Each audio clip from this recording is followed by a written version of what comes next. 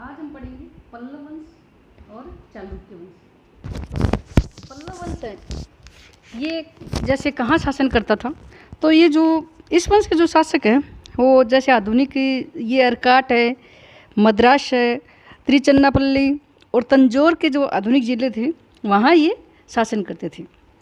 ये तो शिलालेख है उनमें हमें पता चलता है कि पल्लव जो राजा था पहला, उसका उल्लेख है कांची के जो विष्णुगोप में मिलता है।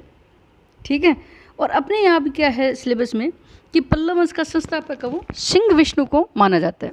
और सिंह विष्णु ने 575 ईस्वी में महाबलीपुरम में कृष्णा नदी के दक्षिण में इस वंश की स्थापना की थी और इसकी राजधानी क्या थी?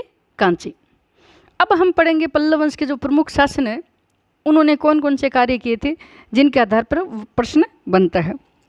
तो अगर हम शासकों के नाम देखें ना तो बहुत शासक हुए हैं इसमें, जैसे महेंद्र वर्मा प्रथम हुआ है, नरसिंह वर्मन प्रथम हुए हैं, महेंद्र वर्मा द्वितीय हुआ है और परमेश्वर वर्मा हुए हैं, नरसिंह वर्मा द्वितीय हुए हैं, परमेश्वर वर्मा द्वितीय हुए हैं, नंदी वर्मा प्रथम, नंदी वर्मा द्वितीय और अपराजित, ऐसे कई हुए हैं।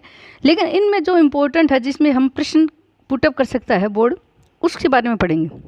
पहला है महेंद्र वर्मन प्रथम। महेंद्र वर्मन प्रथम महान वास्तु निर्माता था।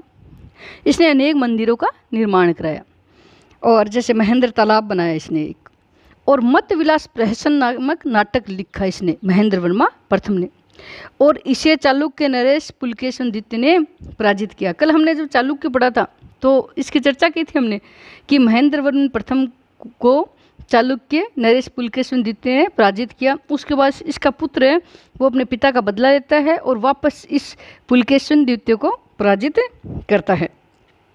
उसके बाद में ये जैसे पुलकेशन द्वितीय पराजित हो गया, उसके बाद में उसका उत्तराधिकारी बना था नरसिंह वर्मा फर्स्ट। ये नरसिंह वर्मा प्रथम है, ये इसका उत्तराधिकारी था महेंद्र वर्मा का, इसका पुत्र था और इसने अपने पिता की, जैसे पुलकेशन द्वितीय ने महेंद्र वर्मा को हराया तो ये नरसिंह वर्मा अपने पिता की हार का बदला लेता है और 642 ईस्वी में ये इसने पुलकेशन द्वितीय को ये हराता है और इसकी जो राजधानी थी वातापी उस पर अपना अधिकार कर लेता है और फिर उसको एक उपाधि मिलती है, वो है वातापी कोंड। और महाबलीपुरम में जो 5 रथ मंदिर है उसका निर्माण नरसिंह वर्मन प्रथम ने कराया। बहुत इंपॉर्टेंट है, बहुत बार पूछा जाता है ये प्रश्न। इसके बाद बनता है नरसिंह वर्मन द्वितीय। नरसिंह वर्मन द्वितीय जब भारत पर अरबों ने आक्रमण किया था तब ये नरसिंह वर्मन द्वितीय शासक था और इन्होंने कांची के जो कैलाशनाथ का मंदिर, इसके बारे में बहुत बार पूछते हैं, इसका निर्माण कराया। और 10 कुमार चरित्र के जो लेखक दंडी ये इनके दरबार में रहते थे। और पल्लव वंश का जो प्रारंभिक जो पल्लव राजा थे इन्होंने एक मामल्लपुरम, जिसको आज हम महाबलीपुरम कहते हैं, ये मामल्लपुरम जो नगर है ये इन्होंने पल्लवों ने ही बसाया था। ये थोड़ा सा अपने को ध्यान रखना है।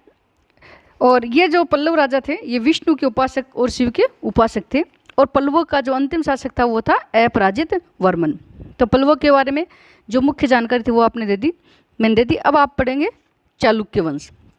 चालुक्य वंश में जो 10वीं क्लास के सिलेबस में है वो ज़्यादा करके वातापी के चालुक्य का ही उल्लेख है। तो चालुक्य का जो वंश का कार्यकाल है वो 550 ईस्वी से 557 ईस्वी तक लगातार नहीं है, बीच में 13 वर्ष 642 से 655 छोड़ दे तो 13 वर्ष छोड़कर 550 से 57 तक चालुक्य वंश का शासन था। और चालुक्य वंश की स्थापना जयसिंह ने की थी, लेकिन वास्तविक जो संस्थापक है वो उसको मानते हैं हम पुलकेशन प्रथम को, इसको वास्तविक संस्थापक मानते हैं और इनकी राजधानी थी वातापी थी, इसीलिए इनको वातापी के चालुक्य कहते हैं। अब इनमें प्रमुख शासक कौन कौन से हैं? पुलकेशन द्वितीय, इसने हमने जब हर्ष पढ़ा था वर्धन वंश तो हमने पढ़ा था कि हर्षवर्धन को हराकर इसने परमेश्वर की उपाधि धारण की थी। आपको याद हो तो नर्मदा नदी के तट पे इसने हर्षवर्धन को हराया था और इसका जो साम्राज्य था सबसे बड़ा था, नर्मदा से लेकर कावेरी नदी तक। और यह नरसिंह वर्मन द्वारा पराजित हुआ। अभी पीछे 2 मिनट पहले मैंने चर्चा की थी कि नरसिंह वर्मन ने अपने पिता का बदला लिया था और इसको हराया था और वातापी कोंड की उपाधि धारण की। एहोल अभिलेख, इसके बारे में एग्जाम में पूछते हैं। अब एहोल अभिलेख का संबंध किससे है? तो पुलकेशन द्वितीय से इसका संबंध है और इसकी रचना की थी रवि कीर्ति ने। इसके बाद जो इम्पोर्टेंट शासक है वो है विक्रमादित्य सेकंड या द्वितीय।